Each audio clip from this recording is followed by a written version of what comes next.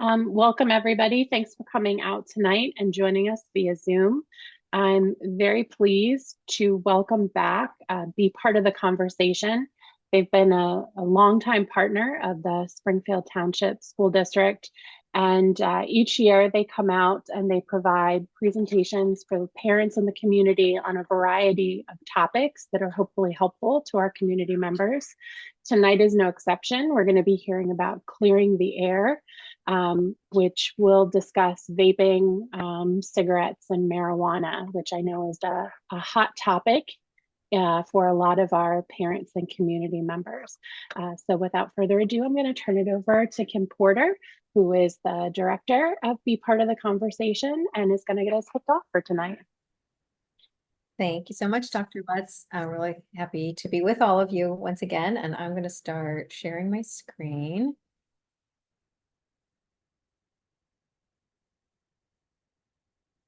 Okay, everybody can see this, yes?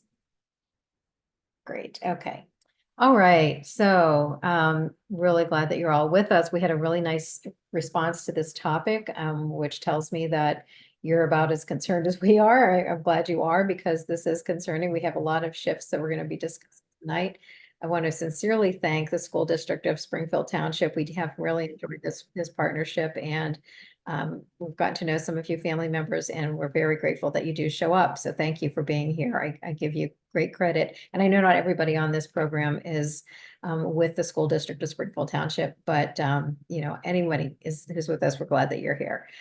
So I'm going to be allowing time at the end. We're going to hear from me. You're going to hear from another person who I'll mention in a moment, but we will take your questions at the end. And some of you submitted questions in advance. Thank you for that. We really love hearing from you ahead of time, so we know what kind of information you're looking for. We are recording this program, but when we get to the Q&A, please don't worry, we are not going to be recording, or at least we will not have in the finished product, your names, your faces, your questions. We might keep in the recording some of the responses, but anything personal that's shared will absolutely be edited out of the recording. So don't worry about that. At the end of the program, there will be a survey that comes up that we ask you to take a moment to complete that, because we really, really love hearing from you. It helps us tremendously as we go forward with other programming. I'll let you know about one program coming up with Springfield Township. We're going to be with you again on Zoom on February 21st for preparing your child to launch. So we'll be talking about, you know, how we can prepare ourselves for our children to leave home, whatever that looks like when they turn 18, probably, maybe, what that looks like, how we can really prepare them for success in life, how we can navigate that line, that gray area of parenting, right? How much am I getting involved in their life as they mature and things like that? I think it should be a really interesting conversation. We have a lot of programs coming up. So we have a calendar on our website, conversation.zone/calendar. By the way, my colleague Bob Lamb is on this call as well, and he's going to be sharing a lot of things in the chat if he hasn't already. So please check that out, because we have 2 programs tomorrow night. They're in person. So we'll be showing our mock teen bedroom in one school district. We'll be in another school district talking about isolation, the new drug of choice. Lots of good topics, lots of good things coming up. We also have a lot of recorded programs on our YouTube channel. This program will be on that channel in a day or two, but you can find that on convo.zone/YouTube, or maybe Bob will put in the YouTube link right in the chat. But there's a lot there that you can find helpful, I think. We have support group meetings that take place 5 days a week, 52 weeks of the year.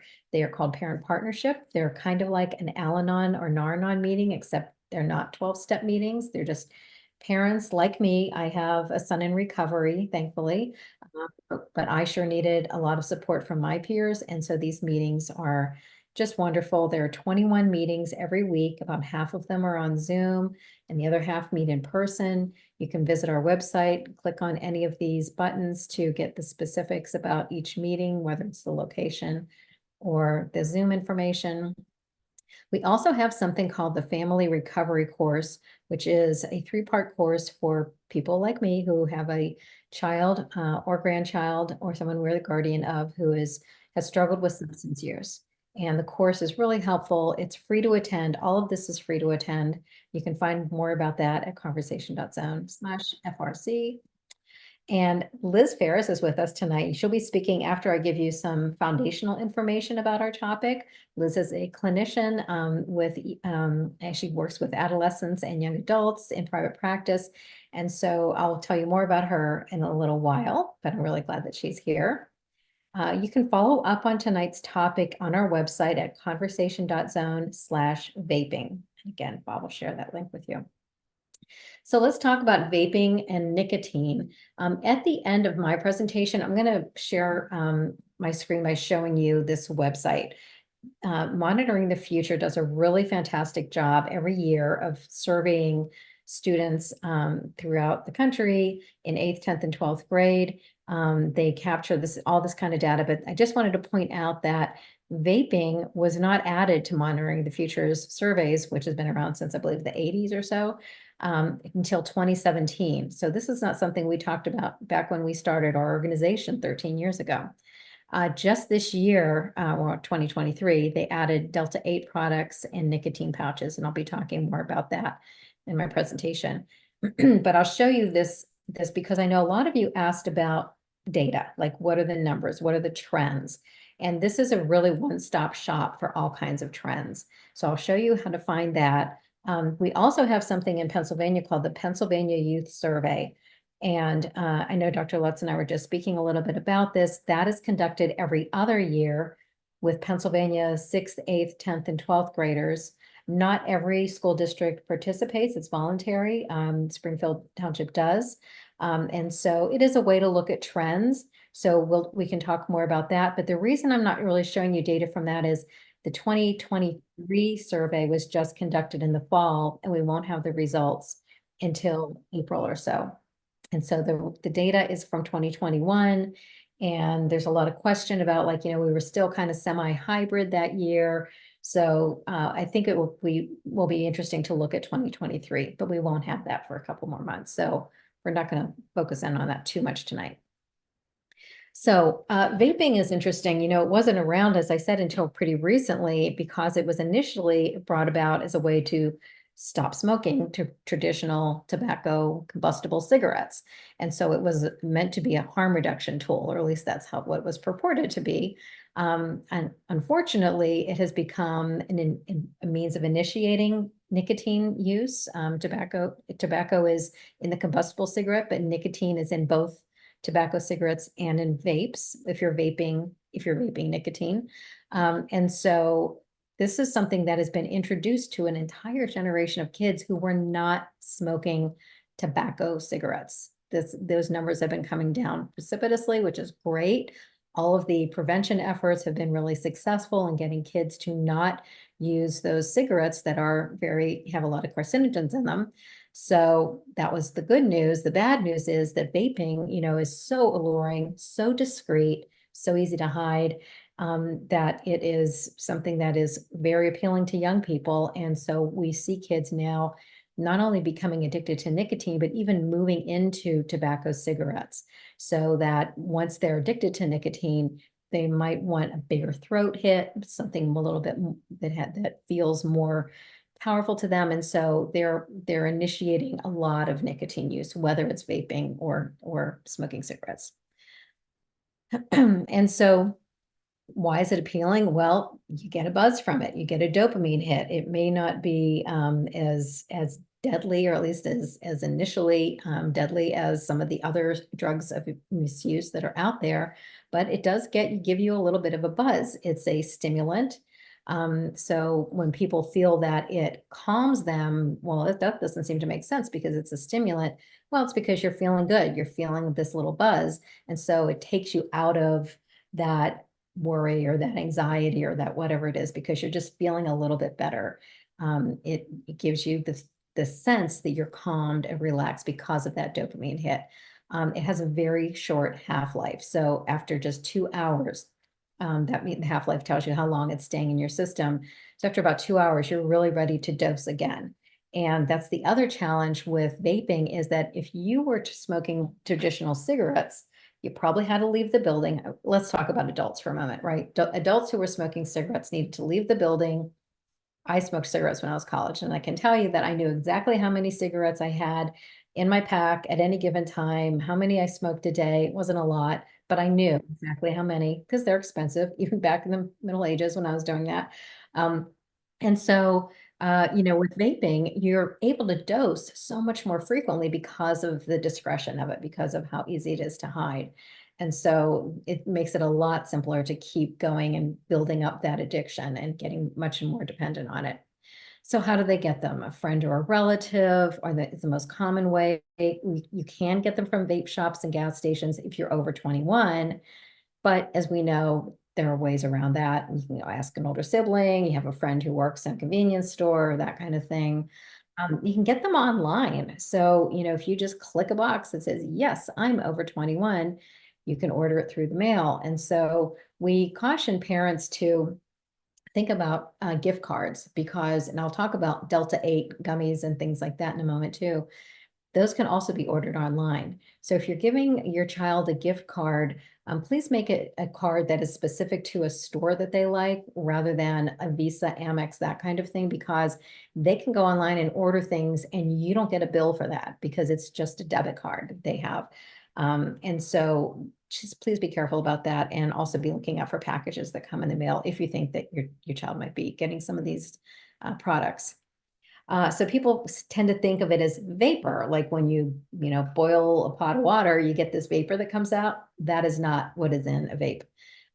These are aerosols. These have some very serious chemicals in them. There's a lot of question. I know so many people had questions about, is it safer? Is it better than tobacco cigarettes? The science is still kind of looking at this, but we know that for sure tobacco cigarettes are very, very harmful. They can cause all kinds of problems from emphysema to lung disease, heart disease, and so on. But with vaping, we certainly don't know about the effects on young people. But really nothing should be going into our lungs but clean, fresh air. The products that are in here that may be FDA approved flavors and different things for food products were not meant to be put into our lungs. They were meant to be ingested through our digestive system, not inhaled into our lungs. And so I can't imagine we're going to know the long-term effects of this for a very long time. Certainly not because young people are not being tested on their long-term effects at this stage. So we really don't know that there is no which is better in my view. Neither is good. These are not the only options. We don't need to put anything into our lungs other than fresh air. And these flavors, guess who they're marketing to, right? They've taken a page from the Joe Camel playbook. They are not supposed to be in. So if you remember, Juul cigarettes were like extreme. Juul vapes, I'm sorry, for e-cigarettes were very, very popular. They dominated the vaping industry for some time. Then they got into some trouble because they had so many flavors that were alluring to young people. So they put together some legislation that stopped that, but they left a loophole in there so that now disposable e-cigarettes can have flavors. And so there are plenty of those, and you can buy the e-juice online, these kinds of things that you can see right here. And they come in all sorts of flavors. And these e-juices can be mixed with nicotine, with THC, which we'll talk more about in a bit. So inside that e-cigarette or that vape pen can be all sorts of things. And they linger in there. They stay behind. So there could be nicotine, there could be THC, could be flavorings, CBD, definitely some chemicals and aerosols.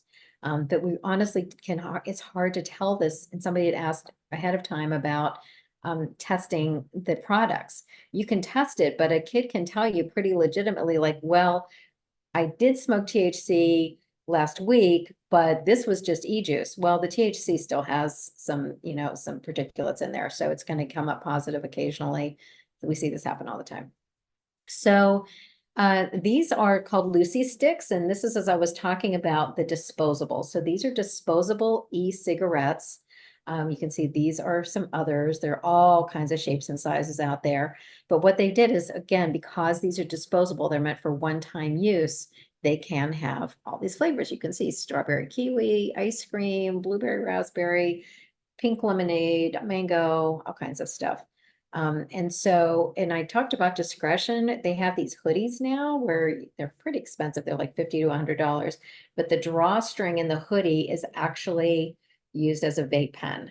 And so again, more discretion. And you can see this fellow's blown a really, really thick cloud. A lot of people are kind of trying to get away from that so that it's not as obvious. So young people are using products that don't give quite the big cloud. You can find some that are not as, that are a lot more discreet than others. And it's really interesting, this trend toward nicotine pouches.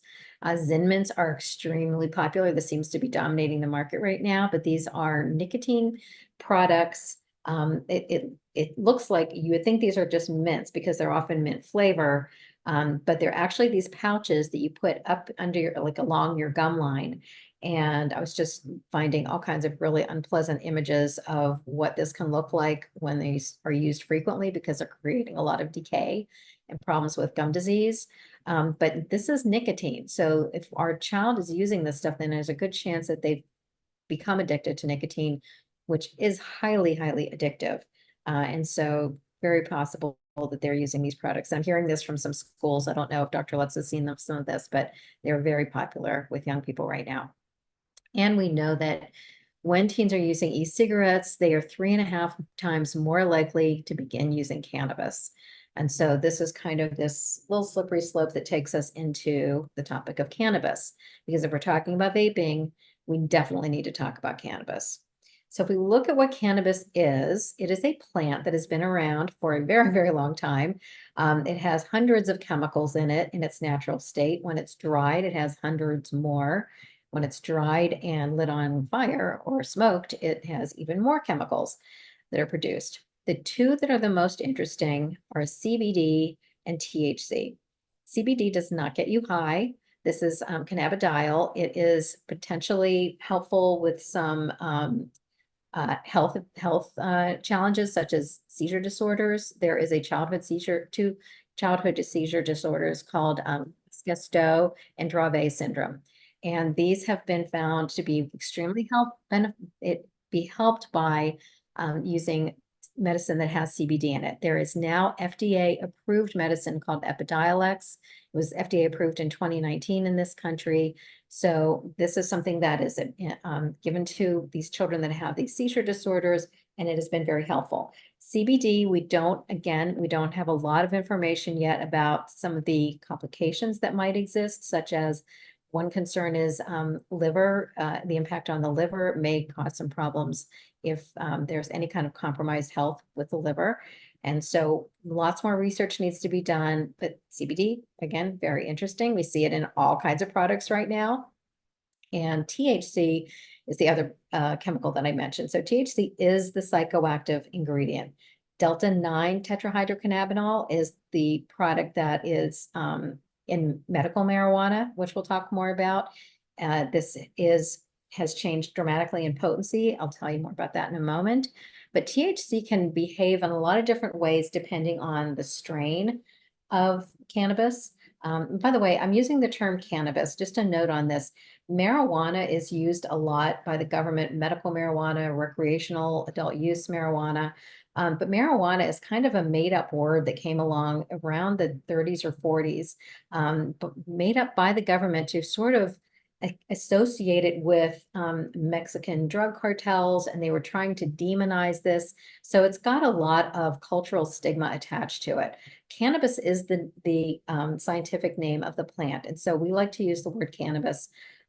We're fighting against a lot of standards that are where marijuana is used, but they mean the same thing. They are the plant. But depending on the strain of that plant, it can be sativa, indica, there are other hybrids, many, many kinds of hybrids. It can act as a stimulant, it can act as a depressant or a hallucinogen, and also depending on the person's mental health conditions, it can present itself in very, very different ways. And so it's very hard. People have asked us many times, like, how do you know if somebody's high? Well, it can look a lot of different ways. And so it's not always easy to tell. But some of the problems that we see behaviorally are certainly memory and learning problems, distorted perception, apathy, problem solving, concentration, Increased risk of mental health problems. We'll talk more about this for sure. More and more potency is creating more addiction. And there's a lot of question around edibles and just more on the potency right now. This is so important, guys. This is like everything right here. All these numbers you see in this green section are about the potency of the dried plant or the flower from the cannabis plant. So you can see that back in the 60s and 70s, the THC level, again, that's what gets you high, was about 1%. 80s and 90s went up to 3%. The average that they've gotten the plant to through hybridization today is about 13%. They can get it up to 36% in the dried plant. Concentrates have changed the landscape completely. So this is what you often see in medical marijuana. You often see this in street drugs as well. But this is where THC has been concentrated to the potency of up to like 92% THC, even higher than this I've seen on some websites. And so this is what we're talking about: the oils, the tinctures, the waxes, and edibles are really concerning because for a couple of reasons. One, they often look like candy. And so very young children are thinking they're candy. The packaging is very discreet. And so they might accidentally ingest these. And we're hearing it from states where edibles are legal. Pennsylvania is not one, but in states where it is legal, we're seeing a lot of emergency room visits by young children because they've gotten their hands on this. The other challenge with edibles is if someone is eating them to get high, they'll have one or two or three even edibles and say, I'm really not feeling it. And then they'll eat some more. Well, the problem is it takes longer to get the high because you're metabolizing it through your digestive system. When you smoke it, you're high almost immediately. If you're ingesting it through your stomach, it takes longer. And so by the time you're feeling high, you are sick, you might be toxic, you might be overdosing, greening out, as they say. And so it's very challenging with these edibles. You have to be very careful. Some of the packages do have warnings on them that it takes, 30 minutes, an hour to feel this. So what's really complicated things, especially here in Pennsylvania and states like ours, where we do not yet have legalized adult use or recreational cannabis, is that there's this hemp bill. So hemp is a variety of the cannabis plant that has less than 0.3% THC. Hemp is extremely useful in a lot of products like rope, and it's great for building products like concrete. It makes them stronger. So farmers have said, like, we need to grow hemp because it's a useful thing for us to grow. And so they passed a law, the Farm Bill, that said that if it's under 0.3%, then it's legal to grow hemp. So, of course, the cannabis industry found a way to capitalize on this, and they have started concentrating that hemp plant and synthesizing it. And so we now have these Delta 8 THC products. We also have Delta 10. Delta 8 is by far the most ubiquitous. If you're in PA, you drive by all these vape shops and you see the big signs in the window. We have Delta 8, we have CBD, we have Kratom. So I'll talk about Kratom in a second. But Delta 8 THC can get you high. It's not going to get you as high as Delta 9 tetrahydrocannabinol, but Delta 8 can get you high for sure. You can also order these products online. You can get them in the vape shops. You can also get them in gas stations, convenience stores, and so on. Again, it's concentrated THC. So even though it's not the same potency from the plant, they found a way to get you high. So Kratom is not cannabis, but I wanted to bring it up because it is in those vape shops quite frequently. It's a plant from Thailand. It is often in pill form and powders, and sometimes you mix a tea with it, but it absolutely can be sedating. And a lot of people have this some misinformation around it, thinking it's a way to detox from opioids, that it's not been medically supported yet. So we're a little concerned because we know that young people are using Kratom quite a bit. Just wanted to mention that, even though it's not to do with vaping. So back to cannabis and THC. Here's the dried flower. Here's the concentrate that we talked about. And here are some of the different formats that you can find it in. So there's that dried flower with the relatively lower potency now, but much higher than it was in the past. And then some of these other things, shatter, butter, crumble, and you can see the respective potencies here. Edibles are measured in milligrams typically per serving. And by the way, like I think it's like a third of a gummy is considered a serving. I'm not sure who eats a third of a gummy. Okay, and then again, here are the different products that you can see that THC is looking like these days.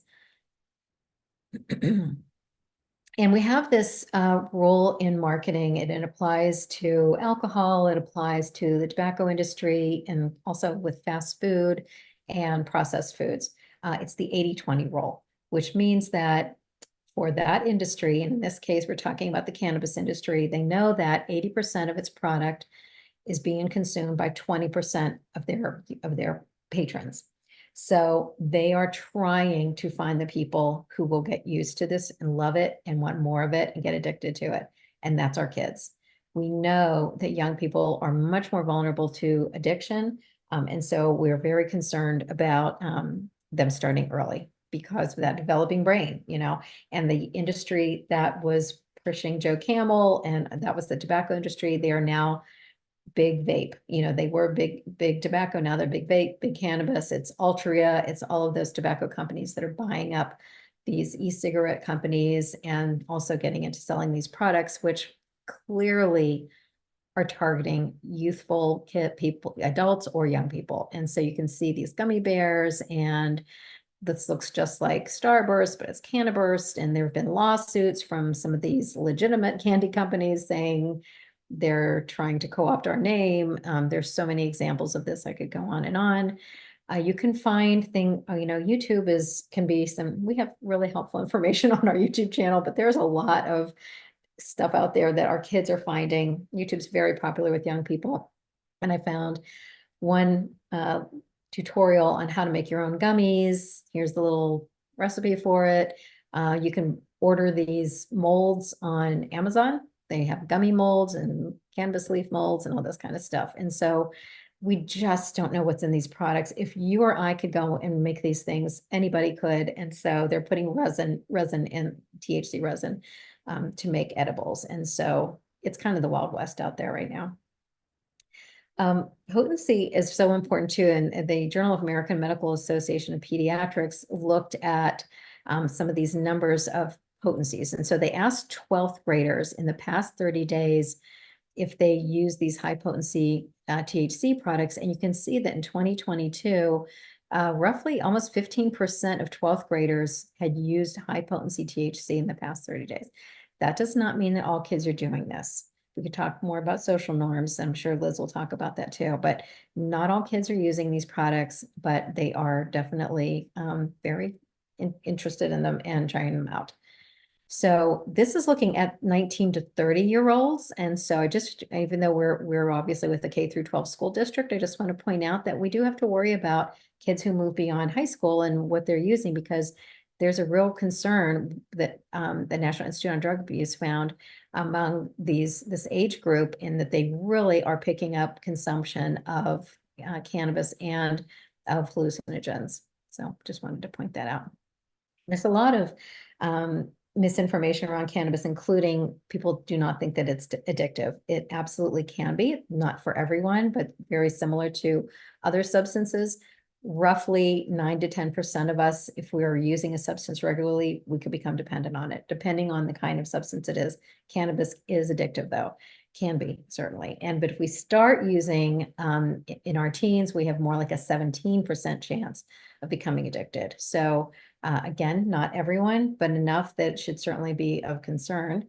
And another bit of misinformation is that there's no withdrawal from it. Well, there absolutely can be. It's not always really dramatic, but there can be, especially if you're using heavily and regularly. You can have all of these symptoms, and which can last for up to 2 weeks. Again, this is going to be somebody who's using pretty regularly and at pretty high doses. And I mentioned before about that toxicity of having too much through, whether it's edibles or whatever that might be. Greening out is this kind of new term that is a play on blacking out. But these are some of the symptoms that you might see with greening out. And another effect that's been happening that's we're hearing so much about from emergency departments and healthcare professionals and then schools is this cannabinoid hyperemesis syndrome. Hyperemesis means vomiting. And so cannabinoid hyperemesis syndrome is something they have not figured out why it's happening, but is most definitely happening with people who are using, again, regularly and in higher doses. So they're having uncontrollable vomiting, they're getting dehydrated. The only thing that seems to help it is to dose again, to use some more cannabis, or to take a hot shower or hot bath. And people seem to know this instinctively, that this is going to make them feel better. And so we're hearing from some healthcare professionals that actually rubbing capsaicin cream, which is a topical treatment for muscle pain, because it warms up the tissue, rubbing that on their stomachs seems to help stop the vomiting. So again, not really sure why this is happening, but it's definitely correlates with high use and high potency. So just a note on medical marijuana. There are many, many dispensaries in Pennsylvania, and we have you just kind of jump on the site, tell them that you're over 21, and you can take a look at any of these. This is a site, I think this is from East Norton, somewhere around Norristown. So when it's called medical marijuana, it gives us perception that it is medicinal, that it's healthful, but we have so many concerns. And you can even see from this homepage on this website, this does not look like a pharmacy, right? This is not a doctor's office. This is not medicine. And so there are different forms. This is what medical marijuana can come in Pennsylvania. Dry leaf, at least at our last reporting, they told us that dry leaf was the most popular, but it comes in these different forms. We now have 24 different medical conditions that can qualify us for a card. The 4 most commonly cited are anxiety, in this order: anxiety, intractable pain, PTSD, post-traumatic stress disorder, and neuropathies. And it turns out that the medical associations that are associated with these disorders are not in agreement, are not supporting the use of medical marijuana. They're not condoning the use. They're not recommending the use. However, we are hearing more and more, and I just heard it earlier this evening, that we are hearing more about therapists and even pediatricians who are saying, like, gee, if you're having a lot of anxiety, have you tried medical marijuana? You know, the reality is that, yes, using cannabis might make you feel less anxious in the moment, is doing nothing to treat the anxiety. In fact, with continued use and greater frequency, anxiety is increasing. I'm sure that Liz Ferris will talk more about this, but we know that these disorders and challenges are not endorsed by the medical community surrounding them. And in fact, conversely, what's happening is if you have a medical history, or I'm sorry, a family history of any of these behavioral health conditions, like just psychosis, schizophrenia, anxiety, depression, cannabis could actually be exacerbating the problems. At first, they were looking at it as just correlation and not causation, but more and more evidence is showing us that causation is a factor.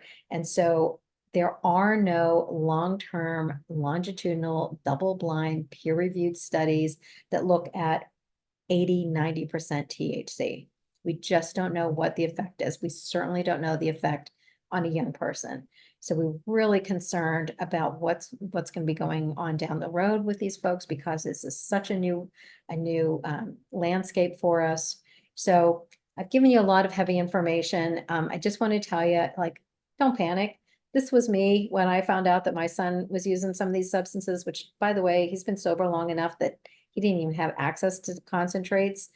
It has changed so much in the 13 years that he's been in recovery.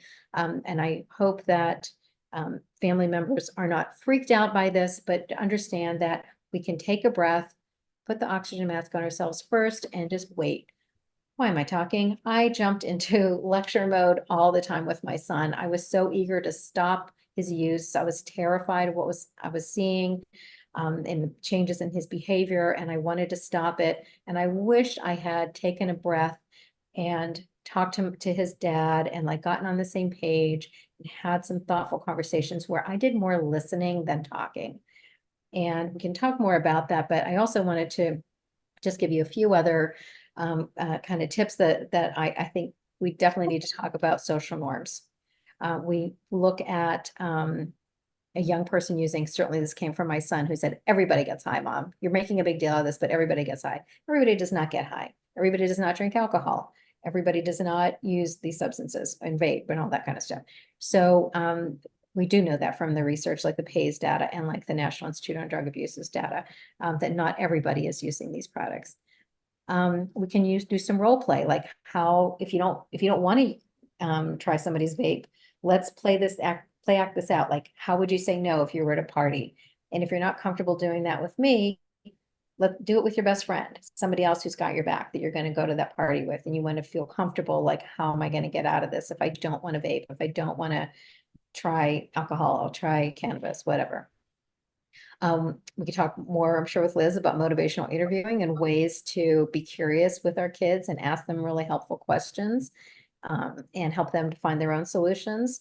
If we sensationalize, if we say that reefer madness kind of thing, like the sky's falling, this is the worst thing, you're going to become an addict, all that kind of stuff, we don't want to go down that road, because we're really putting up barriers to them being open and honest with us.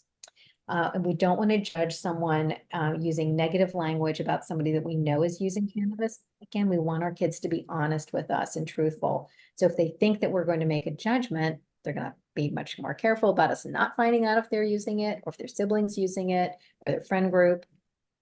And we can't scare kids. We know that for sure, that young people they know when you're trying to scare them, and it's just not been effective. There's a lot of research to back that up. That's why I have some citations down there.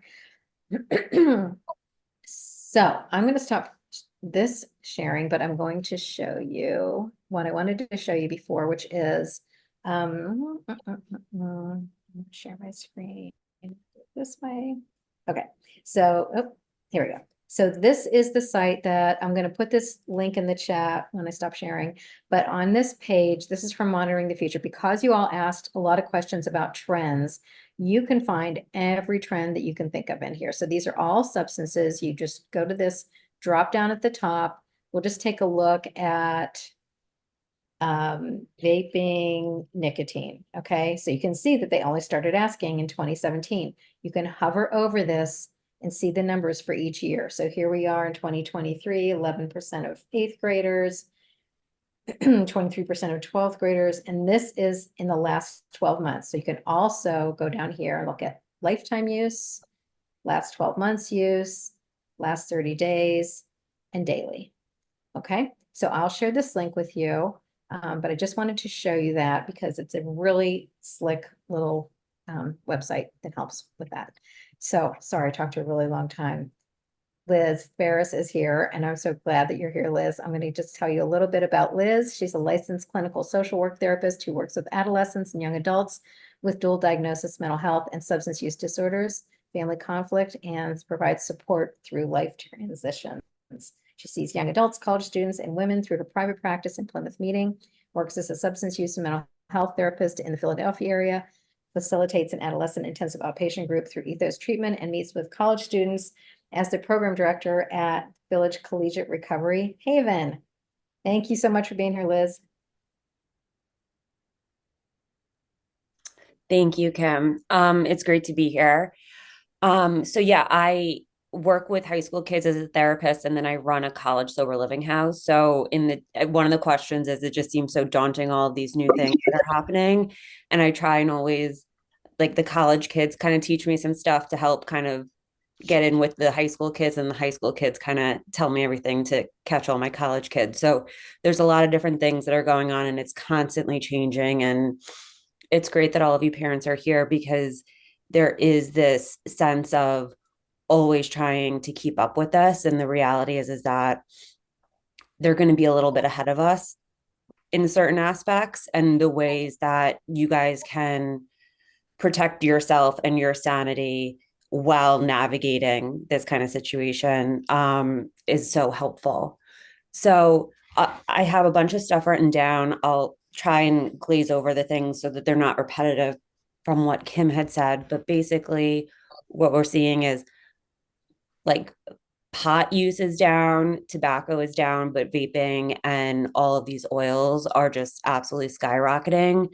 Um, Especially for me working with the high school kids since the pandemic, it has just really seemed like it has kind of come back into the schools with the end of the pandemic as kids were getting access to it, kind of developing more habits with it, and then being able to transition it into school because it is something that you're able to hide so much better than back in the day if like we were going to try and like smoke a cigarette in the bathroom or smoke a joint in the bathroom, right? These kids are able to really hide these things a lot easier. So, you know, we can, there's no smell, we can zero it out, right? Where there's no smoke. Is there kickback from me? I No. think Okay. somebody might be unmuted, so if everybody can just make sure that they're muted, thank you. I'm just not very technologically savvy, so I wanted to make sure that wasn't on my end. Okay. And then again, it's easy to hide, easy to access, right? And then the marketing piece that Kim was talking about as well. I was just in Colorado for a week or so, and they had just put a ban out on all flavored vapes, and they weren't selling Newports anymore, and they had like triple taxed, right? So some of the cities and some of the states are putting these short-term bans on just to see what they can do with it, which I think is a great way to try and do this. I think Massachusetts is doing it as well. Um, so basically, what I'm trying to do when I'm working with kids and parents is trying to prevent use for as long as possible, right? We're trying to educate kids, we're trying to educate parents, and we're trying to prevent that use for as long as possible because all of the studies and research show that the longer we can get kids to abstain from this, the likelihood of addiction significantly decreases, right? The stats are like between like 80 and 90% of adults that smoke or are addicted to nicotine started before they were 18, right? So the longer that we can kind of hold that off, the better. Um, there's a little bit of experimentation that happens in high school for students. However, really kind of identifying the difference between what like an experimentation is versus what it looks like when we're starting to abuse a substance. Um, so what's going on a lot for what I'm seeing with with the high school kids, right, is there's some form of self-medicating happening here, right? There's some level of anxiety, depression, potentially ADHD, all of these different things that might be happening that kids are having easier access to these things now and are kind of identifying it as a quick fix, right? So it's like nicotine is something that gives the impression that it's reducing anxiety, giving elevating the mood, helps increase focus for a period of time, right? So all of these different things while it's creating that dopamine level, however that dopamine level lasts for maybe 15 minutes with nicotine. Pod, it can last between like 45 minutes, 2 hours, right? But then it's leveling back out, and it's the dopamine is not only just leveling back out, but it's usually decreasing. So like below our normal standard, which is then creating that cycle of I need to access more, right? So if we're starting on a baseline, we use nicotine or we use marijuana. When we're done, we're going below. And so kids' brains are starting to get wired into the idea that this is something that I'm actually needing, right? It almost kind of gets registered as a survival skill after a certain period of time, right? When I'm working with teenagers that are really tipping that scale between use to abuse to addiction, their brain has been rewired that when they're feeling any kind of intense emotions or going through a withdrawal from these substances, it's becoming something that feels like it's absolutely necessary to help them in the situation that they're in. And so when we're looking to marijuana, just quickly, I don't want to repeat too much of what Kim said, right? It's like we're seeing memory problems, perception issues, increasing the mental health piece, right? So like a big part, and I'll talk about this a little later, that I'm doing with kids is just like I want to know that you have coping skills, right? Like a lot of times I have kids that are coming to me because they're getting caught in school. It's the end of the semester and all of a sudden we went from B's to C's and we fell out of sports, or we're starting to get more detentions, or we're hanging out in the bathroom more, or whatever's going on. Kids get sent to me so that I can kind of do an assessment and see where they're at. And usually the way that I talk to kids is I'm like, don't do it for 30 days. And then I'll tell you parents, you can do whatever you want, right? And really the intention of that is I want to see where their actual coping skills are, right? Are they actually able to stop? Is this something that is kind of social? Maybe we got into a little trouble. We were testing some stuff out, but we have the ability to have these coping skills, or is this becoming more of an issue, more of a pattern? And so when we're looking at the mental health piece combined with substances being added into that, it just increases that risk for addiction because it feels like a quick fix, right? Kim was talking about almost like the anxiety cycle, right? Where there's just so many different things that these kids are experiencing now, right? With coming back into school, right? Having missed school for 2 years, sitting at home on a computer, then coming back into school, we kind of gave them a grace year and a half, right? But it's like at a certain point, we're expecting them to kind of get back onto this track. There's stressors, all of these different things, the social pieces that are coming into it. And if we're failing a class, or I had a kid once who was failing a class because he couldn't remember what the password was to get into like Blackboard or something. And he was like too anxious to ask for it. And so he's like, I'm just not going to do it. Right. And so what happens is kids will start to try to avoid a situation, get some kind of immediate relief from that. But eventually, whatever they're avoiding is going to come back. Right. Like if I have to take a social studies test and I convince my mom I'm sick and I don't have to go to school today, I feel some kind of relief, but school's going to come tomorrow, right? So it's going to come back and it's going to come back stronger. And they're kind of like wiring that avoidance piece, right? So when we're getting a quick dopamine rush from hitting a vape or hitting a cart, it becomes this thing that feels like such quick access and such a quick fix to a problem that really is not something that is a quick fix, right? These are things that we need to learn and build these skills so that we learn how to like deal with life on life's terms. The other piece is how unpredictable pot is, right? There was that slide that talked about how there's depressants, stimulants, hallucinogenics, right? It's like based on kids' chemistry and biology or what it is that they're even smoking, these things can have such vastly different reactions. I'm seeing a lot of kids that are not even starting to, but like a lot more psychotic breaks, right? A lot more psychosis, a lot more mania with it. And it's because, it's like the medical marijuana carts, you can scan them, they'll show you what's in it. But a lot of carts that are on the street are mixed with who knows what, right? Like there really isn't any kind of like strong monitoring happening, and it can have a lot of different things in it. So these kids are not really knowing exactly what they're getting. And I've tested kids that are truly thinking that they're just smoking carts, not doing any harder drugs, but their drug tests are coming back hot for a lot of different things.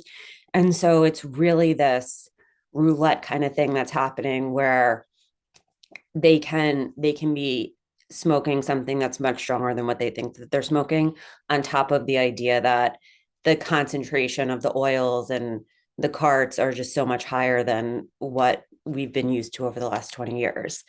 And the same thing goes, and then you were talking about how Zins are becoming more and more popular, right? It's another way of hiding it. You don't have to have the spit cup with it, and it's in your gum, and so it's hitting your bloodstream even faster, right? So it's like if you're inhaling a cigarette, it's going right to the prefrontal cortex, right? It's creating that illusion of calmness. When you have it in the gum, it's hitting the bloodstream even faster. So again, right, just reinforcing that like addiction piece of like, how can I get this relief as fast as I possibly can? So with carts, with vapes, right? We're still looking at all of the different research that's out there. We're waiting to see what's happening, right? It's like, but so much of what's happening is with this, right? It's like there's popcorn lung, right? It's like when you cough and then you inhale, we're getting mucus into like the little pockets in our throat, right? Which is creating like popcorn lung, puts us at higher risk for different kinds of like throat cancers and all these different diseases. But also what's happening biologically is it's it's raising our blood pressure, it's raising our heart rate, it's restricting the blood flow in our bodies. And so while teenagers think that they're invincible, and when we're talking to them about cancer and all of these different things, it feels like it's years and years and years away, and it's hard to talk to them on that level. There are things that are happening in their bodies as they're doing these on a day-to-day basis. And I saw one of the questions was, how can we talk about risks, right? Or health concerns? There are these things that are happening currently in their bodies that are not 30, 60 years down the line for them, that we can bring to their attention so that they can become more aware and maybe be more present of happening and feeling as it's happening, to kind of help make it feel more like it's happening in real time, because that's the best way that I know to have a teenager interact with me. And then, yeah, the last piece, the medical marijuana piece, I love this part, right? When I have like a 15-year-old kid coming in talking to me about wanting to get a medical marijuana card, or a 17-year-old kid. And it's, the reality is that I think I've worked with maybe like 2 or 3 people over the last like 7 or 8 years that have successfully used medical marijuana cards. They've been older adults with a PTSD diagnosis. I had this one woman who had her house broken into in the middle of the night, and she would wake up pretty panicked, and maybe like once or twice a month she would like hit the pen that would help her fall back asleep, and that was it, right? Teenagers that are actively getting high in their schools or recreationally with their friends are not looking to use a medical marijuana card in the appropriate way that they're trying to pitch it to their therapists and their doctors and all of these kinds of things, right? And the issue with it, right, is that, you know, even in grad school for me, right, I think that we had one class that's been 1 or 2 lectures on addiction max, and then we move on, right? So if there's therapists that you're working with that aren't familiar with addiction or aren't really well versed in it, kids can be really convincing, right? And so really understanding and being able to have somebody that can sit down and really navigate what that actually looks like, as opposed to reinforcing that quick fix for a teenager. So then for me, when I'm actually working with kids, actually talking with them, we're talking about, we want them to know the genetics and the environmental risk factors. So family history of mental health, their own mental health, any kind of medications that they're taking, as well as the environment, right? The easier the access, the more likely kids are going to try it. So if family members are smoking, they have access to it at school. There are all of these different places that come, all these different areas in life that kind of come into play, right? So it's usually like school, friends, family, hobbies, community, any kind of spiritual, any like churches or anything like that that kids are participating in, a job, right? Different places that they're going to have access to these things, and being able to have conversations with them openly and honestly about it. One of the other questions I saw was talking about how young is too young to talk to teenagers, right? Or how young is too young to talk to kids about this stuff, right? And I go into a lot of different high schools, and I'll either like speak in like their health classes or whatever, right? Just to do like an education kind of class on some of this stuff. And one of my favorite questions to ask them about is peer pressure, because they always roll their eyes because they think of, you know, the way that we were taught about peer pressure, which is like a cartoon characteristic kind of way of doing it, where it's like we're just like force feeding somebody drugs. And so they kind of scoff at it. But the reality is that it's a much more subconscious thing at this point, where they have so much access to it on social media. And there's this much more subtle peer pressure where it's not being forced upon them, but more of an internalized experience of this is what it feels like everyone's doing, right? So when Kim's like, not everybody's drinking in high school, not everybody's smoking pot. Um, that's absolutely true. However, the image that kids are intaking doesn't always align with that. And so there is this piece of them already having access to all of this. And so having honest conversations about it, again, not being the dare officer, not being anything like that, but just being able to have an open conversation of this is what our family genetics are. Let me arm you with this information because they're already hearing it outside of the home. Um, so trying to, and again, right, assessing the coping skill levels for them. Do they have other options and ways to deal with issues that are going on? Their environment, right, knowing where they are, who they're hanging out with, different things that they're doing to be safe.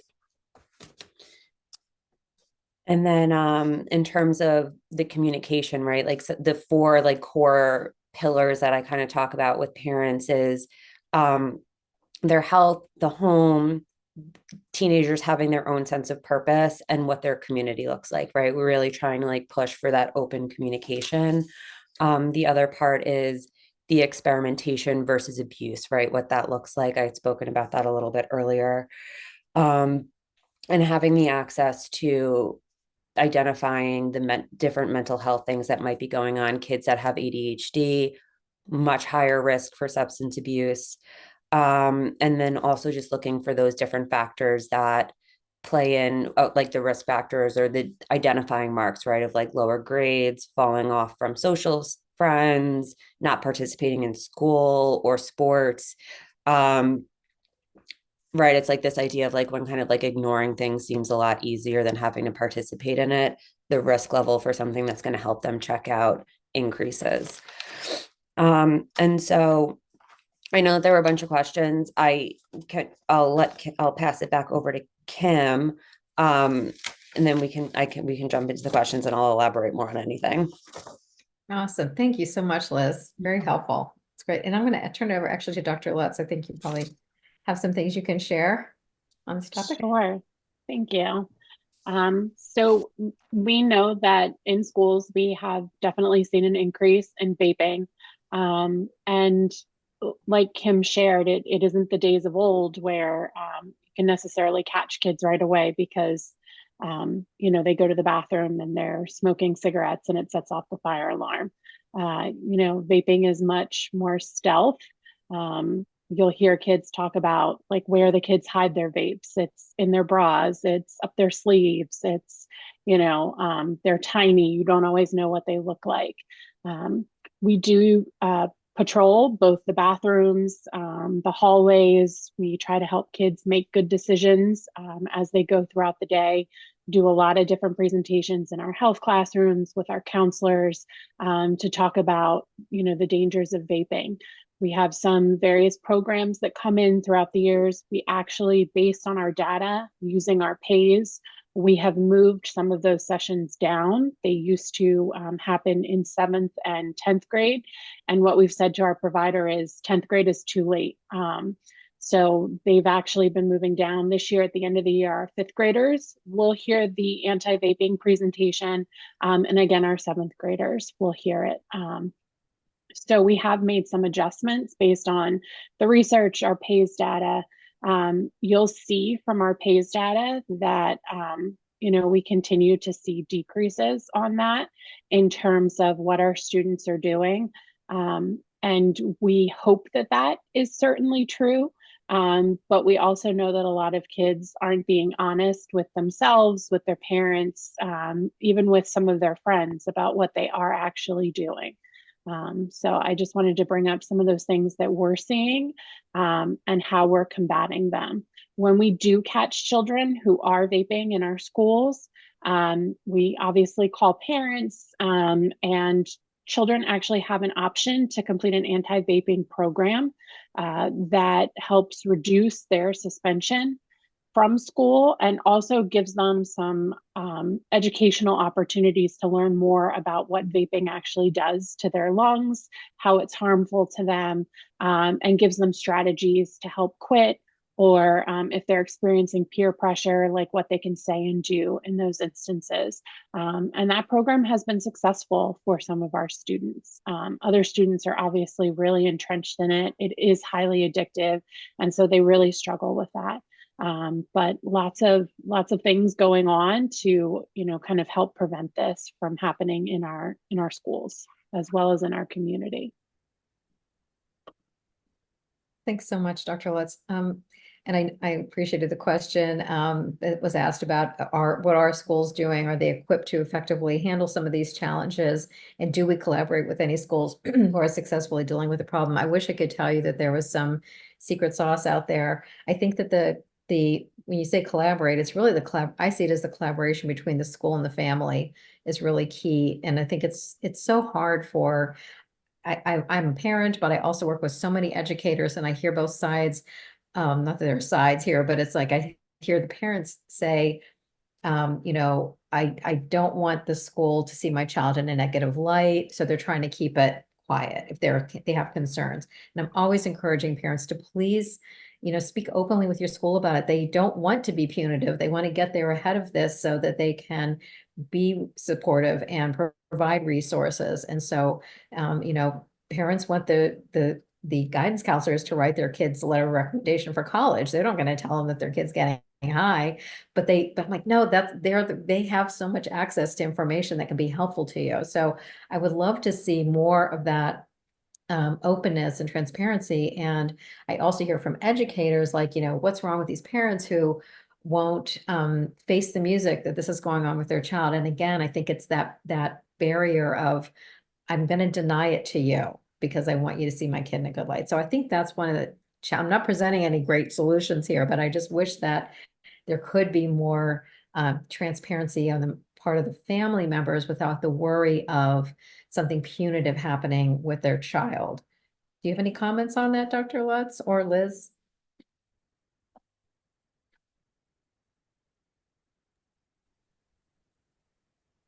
I mean, I think we definitely see it. It's really hard, I think, for parents to admit that their kids have come down this path. Um, and so they don't always want to tell us because there is obviously a disciplinary consequence at school. However, I do want to state before we even catch them at school, there are programs that we can help, get your child involved with, hopefully to stop using the vapes or to stop using the drugs, the cannabis. So, definitely reach out to your school counselors.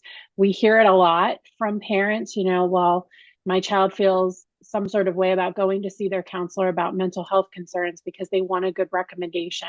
And what I will say is, our counselors are trained professionals. And so they deal with this all of the time, and certainly helping your child through a mental health situation or through, a drug and alcohol situation isn't going to change them and what they're able to do to write your child a good recommendation or connect them with teachers that will write them a good recommendation. Those are two separate areas, and we really try to separate.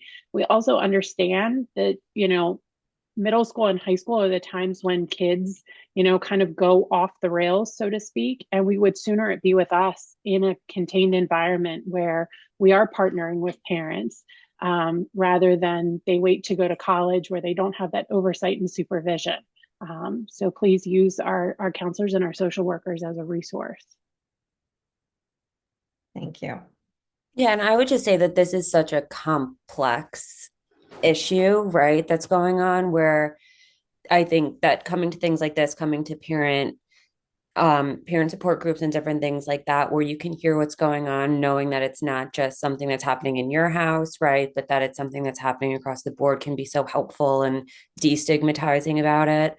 And also that it's not like a school or parent thing, right? It's like, this is something that, and I had spoken to this I think this was like one of the first things I said, right? Where when we're talking about teenagers, right, there's like a level of them that's going to be a little bit ahead, and the schools are doing so many different things, right? Like I go into all these different school districts that are all struggling with this situation right now where it is so well hidden. And I had, I mean, I had a group of seventh graders that were selling vapes to eighth graders last year at a school, and they were hiding it in like the tampon trash cans in the school. You know what I mean? It's like there's this level of the schools coming in and doing support and giving early, like the first period of the day to help catch up um, on work and all of these different things to help reduce the anxiety for kids coming into school.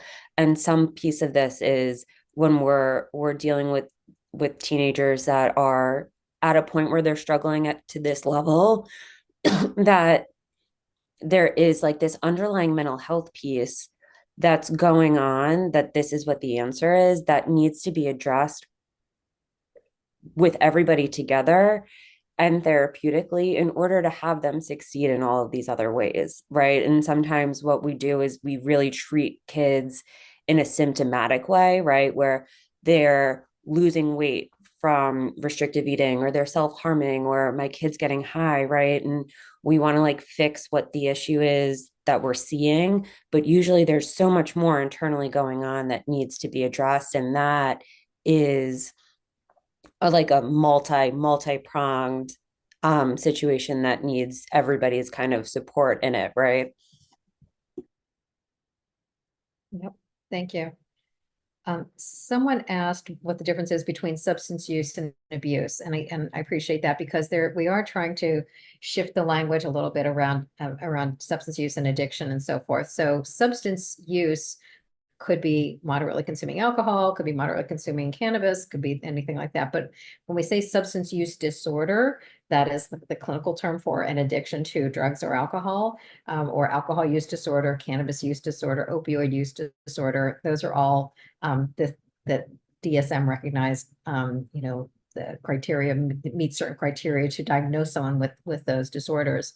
Abuse is a word that we're trying to move away from because it has such a stigma to it. It's obviously there's physical abuse, emotional abuse, mental abuse, things like that. And so this topic of addiction is so rife with judgment, and it's so stigmatized anyway, that we really want to be respectful of the language. And I think that one thing I'll say about the word addiction is that I don't think that we need to avoid that word, because addiction is a real thing. And if we're addicted to shopping or addicted to gambling, that is not a substance use disorder. That is an addiction. And so there's gambling disorders, things like that. But it's a lot of nuance. I appreciate the question. I hope I answered it. I don't know if Liz or Bob does a lot of work on stigma and stuff too. So I don't know if you guys have any thoughts that you want to share about use and abuse. Yeah, the one thing we just had a program on stigma last week that's up on our YouTube, or should be up on our YouTube channel soon. It is. The one thing it's up on our YouTube channel, but if we're treating this as a true disease, and we know the research is showing that when we use the terminology substance abuse versus substance use, people are going to be less likely to seek help. So it starts with how we're talking about it in public. So really trying to use that destigmatizing language so that people, when and if they recognize that their substance use has become problematic, that they're willing and don't feel as much shame as they may to get that help that they need. Thank you. Liz, did you have thoughts? You good? No, I know that I use those terms. And it is like it's just so part of like this like old school kind of like vernacular that I was like raised in. But yeah, absolutely right. Like the more destigmatizing that we can be around the language that we're using allows space for people to feel more comfortable coming in. When I use that, I was thinking, it's like, it made, at first when I read the question, it made me laugh because I was thinking that I had used it incorrectly in a different way as well, right? Where teenagers are like the definition of like using these substances, right? It's like you need to be using them as prescribed, right? And if you're overusing them, right, this is a concern, right? And so if adults are having a glass of wine versus a bottle of wine or whatever that looks like, right, there's a difference there. With teenagers, it's not a legal thing that they're able to do or should be doing anyway, right? So it's looking at it in that way as well. So I was just laughing as I was reading that question because I just misspoke. I know what you're saying, though. It definitely is something that happens with people who've been in the field for a while, so I appreciate that. And that made me think about the question that you mentioned before, Liz, too, that somebody brought up about the way they pose the question. They're kind of suggesting they think that there is an age that's too young to start talking about it. And they say that there's so many things that we adults fear could ruin our precious children's lives. How much is too much warning? And I think that when we talk with young children, and I do believe in talking to very, very young children, especially if there's a family history, and we don't, and kids are a lot more savvy, I think, than we give them credit for. They pick up on so many things. And so when when a young person is like if they have an opportunity to start taking amoxicillin for their ear infection, they are not going to become addicted to amoxicillin, but it's an opportunity to say, I think that it's time for you to understand that you only take as much as is prescribed. You will only take this as long as it's prescribed. You're not going to take more and all that sort of thing. So that's an opportunity to say, this is medicine. You don't mess around with this, so we don't have to scare them and say like, you're going to be, but we can take that opportunity to bring that up. And we can also, as I mentioned in my presentation earlier, to not demonize the use of some. So if there's, an Aunt Lisa who drank a lot at Thanksgiving and knocked over a lamp, let's not bash Aunt Lisa and say negative things about her. We can say, we love Aunt Lisa and we really hope that she gets some support because obviously she is struggling with her alcohol use. And, we have to be careful because, we're all related to Aunt Lisa and we want to make sure that we don't have the same need to keep drinking, because that's not good for us, so we have to be really careful. So we can do it in a loving, kind, empathetic way without scaring our kids or making them afraid to talk to their peers. And Liz talked about peer pressure. I love that, what you're sharing. And I've heard so much that it's really more about peer presence. Like it's just being with your peers, that you want to fit in, you want to connect. And with regard to those social norms, I think too that kids and certainly my son, when he was saying that everybody gets high, yeah, everybody in his circle was getting high because he was gravitating toward people who validated his use, who made him feel like it was okay. So yeah, everybody in his world was getting high, but certainly not everybody in his school was doing that. So that kind of shifts some of that. Okay, here's a question. What are the best strategies to inoculate my teenager against trying drugs and alcohol when there is a strong family history? I would love to hear what Liz and Bob have to say about this, both being people in recovery, and Bob has some very little children, and we've talked about this, right? Are you going to have that conversation? Yeah, I think for me, I have a 2-year-old and a 7-week-old. So apologize if I look sleep deprived, but also my wife and I met in recovery. We're in recovery, so like we know that there's a strong likelihood that there's a strong genetic component towards developing a substance use disorder later in life. So really, what our goals are going to be is to have that like open and honest conversation at early ages, like mommy and daddy don't use alcohol because our bodies don't react well to it. It creates a lot of problematic situations in our lives. So it's really just being as open and honest and transparent to delay that onset of use. That's really all we can do and try to do. And one thing that Kim always says is, like while addiction maybe have a strong genetic component, but recovery has a strong genetic component. I don't know how many people, I met in recovery, who saw their parents in recovery that allowed them to turn their lives around in a more timely fashion than they may have otherwise, if they didn't have that example of what recovery can look like. The also like there's it was later, like growing up in a Irish Catholic household where we didn't really talk a lot about our feelings and emotions, and the problematic use that may have occurred, is like kind of creating that emotional intelligence and that emotional vocabulary, so that like kids know how to process their emotions and their feelings in whatever way works for them. That was something that I definitely, looking back, like really struggled with, was like, how could I talk about the things that were ultimately leading me to drink and use substances? How can we instill skills in our kids at an earlier age so that they can do that? So that's really what I'm going to do from a completely non-clinical and just a parent side of things. Yeah, and I think that I grew up in, sounding similar with Bob, right? I grew up in a family where there was addiction all over the place. We were Irish Catholic, it was not talked about. But when I started to use, I was very quickly told that I was an addict, just like my, at the time, like 40-year-old uncles, right? And so for me as a teenager, right, going to like keg parties with my volleyball team is really hard for me to like compare, right? Or I'm like, this is a totally different thing. I'm doing a socially normal thing. And you're comparing me to a situation that I just didn't see myself in, right?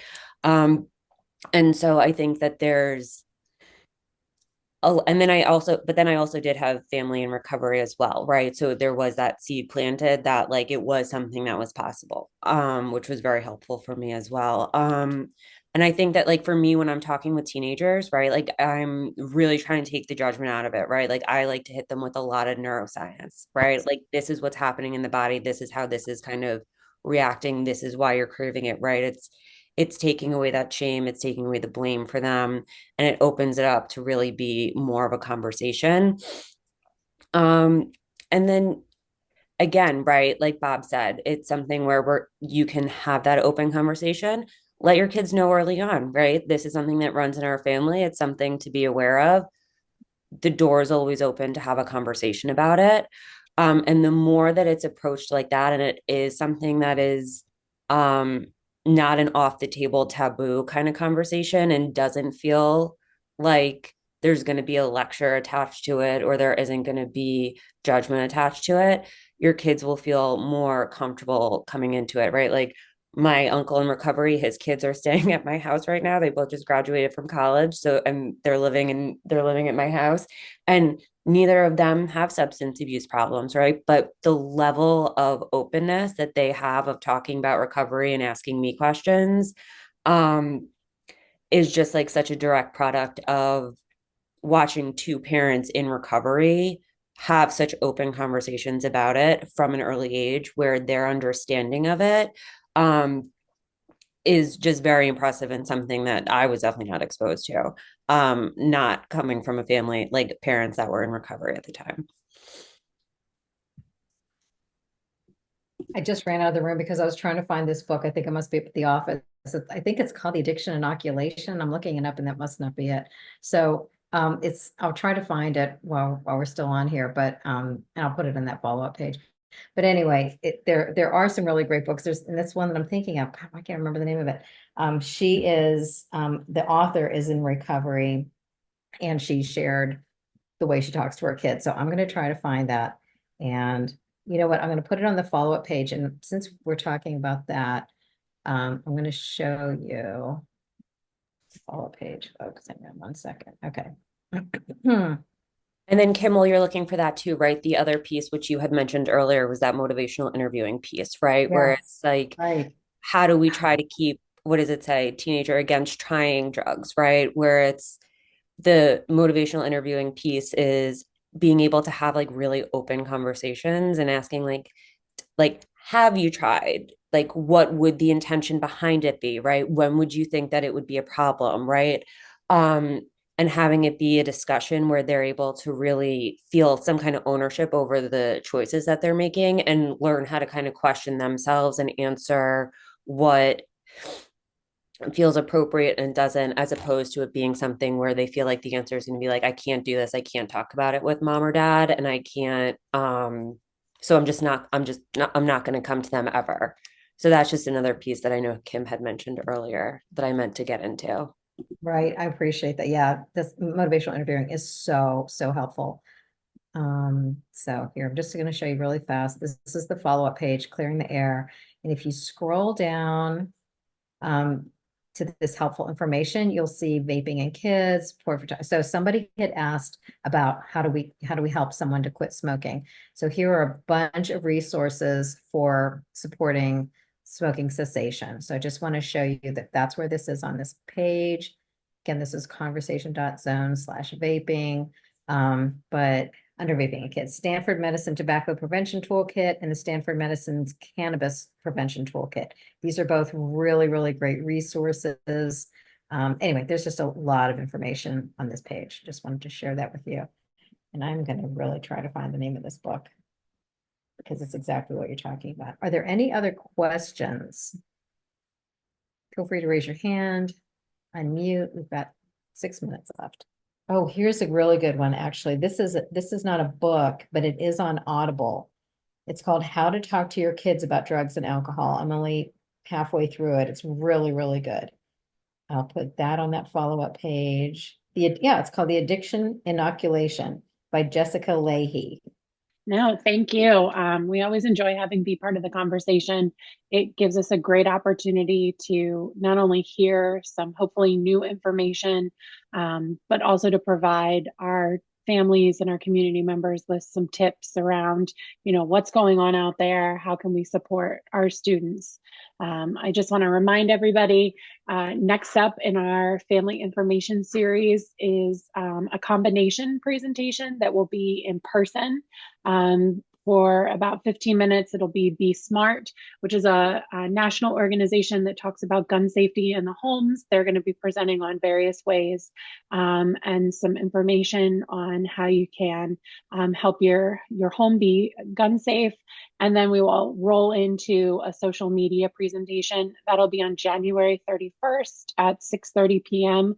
in our middle school library. And then we hope that you will join us again on Zoom on February 21st. We'll be back here with Be Part of the Conversation, and that'll be Preparing Your Child to Launch, which is an excellent presentation and hopefully will help some of our families as we head into the end of the school year. But again, thank you everybody for joining us tonight. We really appreciate your participation and have a wonderful evening. Thank you. Thank you so much, everyone. Have a great evening. Take care. Thank you, Liz. Thanks, Bob. Thanks.